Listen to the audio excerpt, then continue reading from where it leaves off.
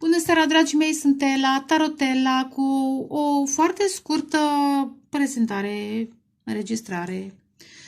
Pentru lună plină, va fi mâine, este deja, este mâine, azi, mâine, poimâine și răspoimâine, pentru că e o perioadă, da, nu poți să spui gata, acuș în 3 clipe, nu. Sper că v-ați făcut curățenia, v-ați făcut eliberările și primiți cu bucurie ce vă este pregătit. Însă, vreau așa, un picuț. Din seria aceasta cu citate din Biblie pentru cei care vor, dragii mei. Dragii mei, la mulți ani! La mulți ani să aveți un an minunat! Mai e până intrăm în anul calului, așa că stați calmi, încă, da? Prin februarie. Mai e un pic, da? Nu vă ambalați, nu săriți în sus mai devreme decât e cazul, dar mai meditați, mai eliberați, eventual vă faceți planuri pentru anul care vine. Însă, la mulți ani să fiți sănătos, să fiți protejați de îngerii voștri și să-i ascultați. Să fiți cu minte. Să fiți cu minte. Știu că sună ciudat, dar să aveți mintea cu voi în sensul acesta. Îmi place jocul ăsta de cuvinte. Să vă bucurați de viață, să vă bucurați de clipa de acum, de azi, da? De acest moment, de această etalare așa cum e. Bucurați-vă de orice în acest moment. Mai uitați de trecut, pentru că trecutul e în trecut, prezentul este aici, în funcție de cum trăim acest prezent, această clipă, se manifestă viitorul. Așadar, în vibrație good words, da? Cuvinte frumoase, folosiți cuvinte frumoase față de voi, față de cei din jurul vostru și să vedeți cum se dezvoltă o altă realitate, se creează. Interesant, poate cineva are vârsta 50 îmi sare în evidență în timp ce amestecam, poate tot ce spun pentru toată lumea, pentru cei care ascultați are sens, tot ce spun în acest moment și în această mică prezentare, dar 50 mi atrage atenție în mod special, poate aveți 50 de ani sau, eu știu, ceva cu 50 de ani de la, eu știu, terminarea clasei a întâia. Glumesc, dar o vedea. Interesant, mai simt că pentru cei care aveți numele Petru, e interesant, Petru, Petruța, Petra, dacă asculți la mulți ani. 1928 să însemne ceva, pentru unii dintre voi e o epocă pe care și o iubesc foarte mult, dar poate înseamnă ceva. 1928. În fine, iar luați-vă și voi mesajele, eu vă mai spun așa, dar interesant, Ela, dar nu sunt Elena, eu sunt altceva, sunt Ela de la altceva, dar Helen mi-atrage atenția și mai vedem. După cum vedeți, am pus un citat. Deci poți să dai altora și fără să iubești, dar nu poți să iubești fără să dai. Apropo, citatul anului, da? Că e prima etalare pe anul acesta, cât de scurt ar fi, citatul anului pentru voi, pentru noi, și vom vedea ce mai vine, în mod special pentru această lună plină. Our company. Interesant, our company mi-atrage atenția, vedeți? Compania noastră, noi cum ne înțelegem, și nu vorbesc de noi cu noi înșine, cât noi, comunitatea, cât ne ajutăm, apropo de dragoste și de dăruire în această comunitate care s-a creat în jurul acestui canal și sunt onorată să vă am alături și bucuroasă și plină de gratitudine, da. Ce mai simt?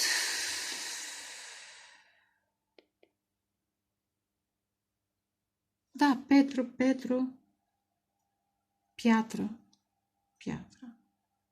Vedeți, este soarele în Capricorn care însemn de pământ și luna în rac, apă și piatră. Piatra pare de nemodelat, dar apa cu răbdare, prin felul în care se modelează încet, trebuie să forțezi. Apropo, orice transformare a vieții tale Uneori pare să fie imposibilă, cu răbdare, cu emoții, cu blândeți. Uneori trebuie și mai tare, apropo de apă, uneori mai e și cu presiune, dar în general constanța, da? Repetiția e importantă pentru această transformare, șlefuire, beauty, quality and value.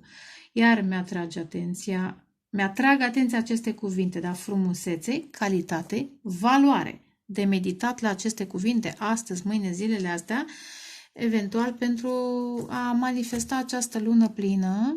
E interesant ce drăguț, ai și căsuță, că e semnul racului care reprezintă confort, casă. Da. Casa să vă fie binecuvântată, dragii mei, relația cu mama, energia feminină din voi, energia feminină de orice natură, dar în mod special energia feminină divină, să o descoperiți, să o onorați și să o țineți cât mai aproape, să o hrăniți. Apropo că iar și racul reprezintă hrană. Dar ăsta este setul de cărți pentru cei care vor să știe, da? L-am primit cadou cu citate din Biblie. Mai am cărțulii, astea sunt în engleză, mesaje de la îngeri, eu știu, Doreen Virtue, și o cărțulie pe care am primit-o și eu de curând, fi încrezător. Să vedem ce iese, da? Hai să vedem. Lună plină, dragii mei, și ce legătură au. Mesaj colectiv. Mesaj colectiv pentru dragii mei, iubiții mei, ascultători. Vă mulțumesc pentru fidelitate, pentru blessed are. Ce frumos! Binecuvântați să fiți, dragii mei ascultători, dragii mei abonați și viitori abonați. Și viitori ascultători. Și Matthew. Matei. Interesant. Matei. Poate unii vă numiți Matei.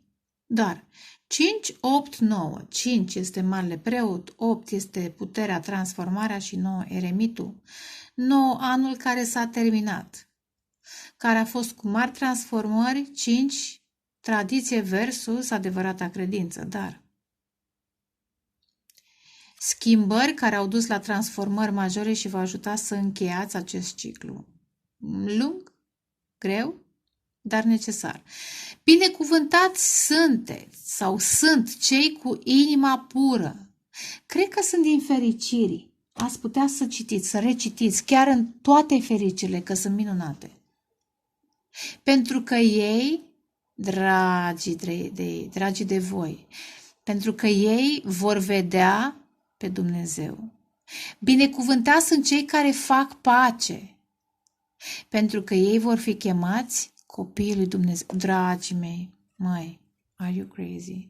Dacă, să începem anul, numărul 2, că iar și 2 ține de apă, de semnul racului, relația ta cu tine, relația ta cu mama, relația ta cu Dumnezeu și așa mai departe. Dar binecuvântați fiți voi, ascultătorii mei, pentru că pentru voi citesc, da? Cei care ascultați această etalare. Cei care dați like-uri, cei care comentați frumos, cei care sunteți alături, cei care dați dislike-uri la această binecuvântare, problema voastră. Zău. Dar binecuvântați sunteți voi că aveți inima pură, pentru că voi veți vedea pe Dumnezeu. Vi se va deschide în curând al 3-lea ochi, da? Binecuvântați sunteți voi cei care faceți pace, da? Când e conflict în jurul vostru și puteți să faceți pace și în voi, în gândurile voastre, să nu uitați că nu toate gândurile sunt ale voastre, da? Unele sunt ale voastre, unele sunt din mediul înconjurător, sunt de la persoane care se gândesc la voi și mai sunt și spirite, entități care vă trimit gânduri și mai este și gânduri sau mai sunt gânduri de la Dumnezeu. Trebuie să învățați să faceți diferența. Apropo de a face pace în spațiul în care sunteți cu oamenii, eu știu, entități, ființe, că pot să fie și animăluțe, da? Dar nu doar. Să faceți pace și în voi. Pentru că voi veți fi chemați. În primul rând, sunteți chemați anul acesta. Că tot va fi numărul 1 sau, da, este, să zicem, este deja numărul 1. O să vorbesc în curând, în ritmul meu.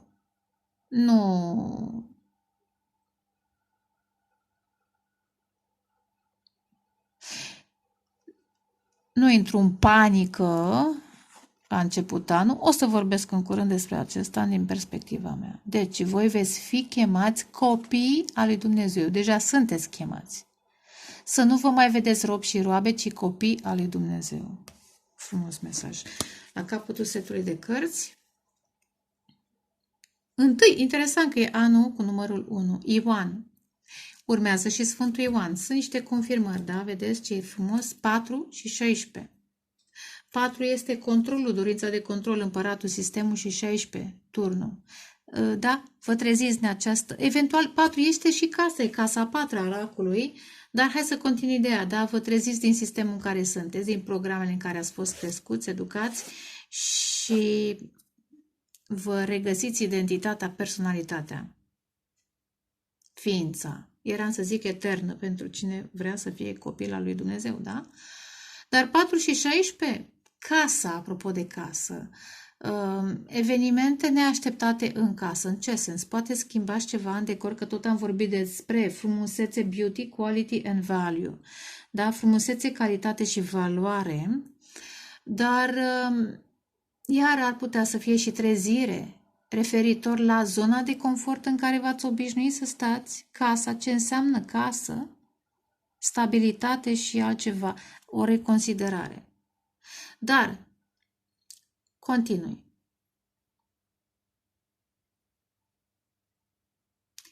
And so we know and rely on the love God has for us.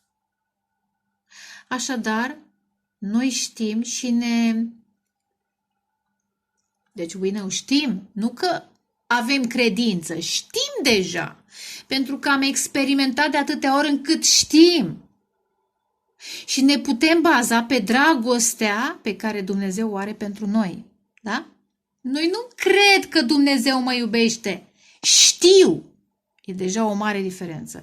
Și mă bazez, Dumnezeu este dragoste. Și am început cu acest citat care, iar, scoate în evidență dragostea și generozitatea, da? Cine trăiește în dragoste, trăiește în Dumnezeu și Dumnezeu trăiește în el, în ea. În voi, dragii mei. Așadar, mesaje foarte frumoase cu care începem acest an. Hai să mai vedem un mesaj de la îngeri. Mesaje de la îngeri.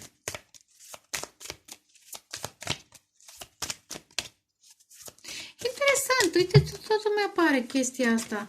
Peter Pauper Press. PPP.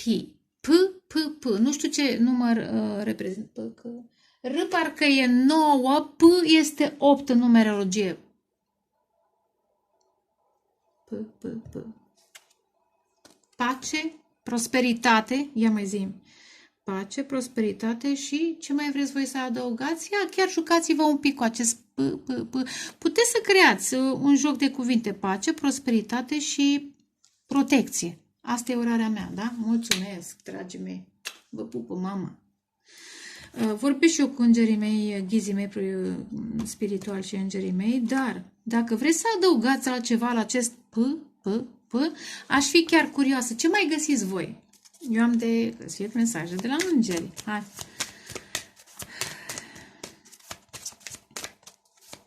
Unii dintre voi veți avea un succes fenomenal anul acesta, aud, today. Astăzi începeți, cred că unii niște deja am fior pe mână. Creați o moștenire pentru... Moștenire, da, o moștenire. O creați. Începeți să o simțiți cum se manifestă succesul. Poate vag, poate prin niște viziuni, poate pur și simplu prin niște acțiuni. Vă puneți numere prin casă, eu știu ce mai faceți, curățați, cum am zis eu de-a lungul timpului, la lună plină, ce ar mai fi de făcut. Dar asta simt. Văd și mi-atrage atenția și această legacy.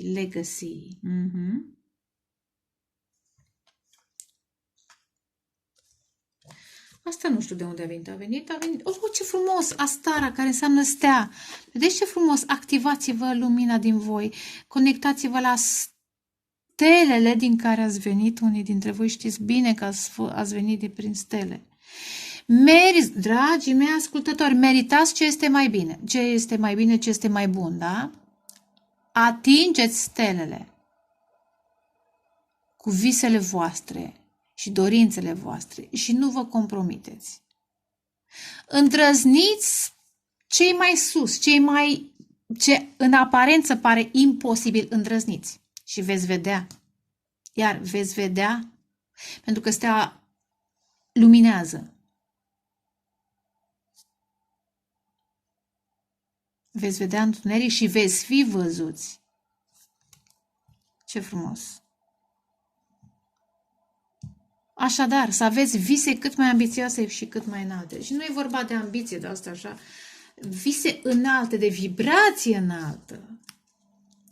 Vanessa, e un pic cam provocatoare această, nu știu de unde au scos-o această îngeriță, dar hai să îi lăsăm, că săracii au și un pic de incultură, dar trecem. Ca să iei o decizie, întreabă-te.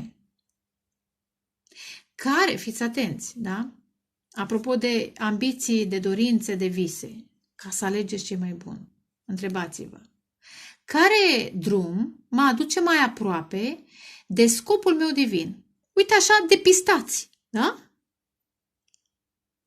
Care drum mă îndepărtează de scopul meu divin? Așadar, au legătură. Și interesant și cromatic, da? Ar putea aici să fie umbra și lumina, da? Și acum, din această cărțulie, dragii mei, aceasta, fiți încrezători, că na, e numărul 1, dar oricum, trecând peste aceste perspective numerologice, hai să vedem, la întâmplare, câte vreți, câte mesaje, hai lăsăm unul, că mai fac și mâine la alegere, hai, ok, pot să o faci, băi, luați-o frumos, da, zău. Nu vă gândiți la... Da? Poți să o faci. Apropo de vis.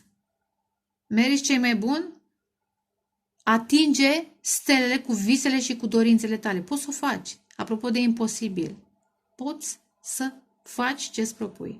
Dacă este să ne referim la legile aerodinamicii, iar avem aspecte de aer, bondarul n-ar trebui să fie în stare să zboare, dar bondarul nu știe asta. Așa că oricum se avântă în zbor. Iar zbor, da? Vedeți el cât de mic poate să zboare atât de sus? Are sens. Mary, poate pentru unii dintre voi aveți numele Maria, Pamela, poate printre noi mai rar. Dar Vanessa, interesant, poate unde aveți Vanessa, Astara, nu prea cred.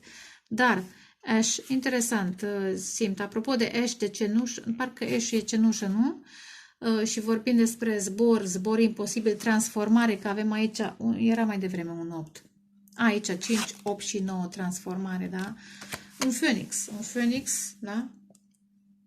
Din bondarul respectiv, cine știe ce poate să se manifeste. Pentru că până la bondar, cine știe ce fuse și se duse.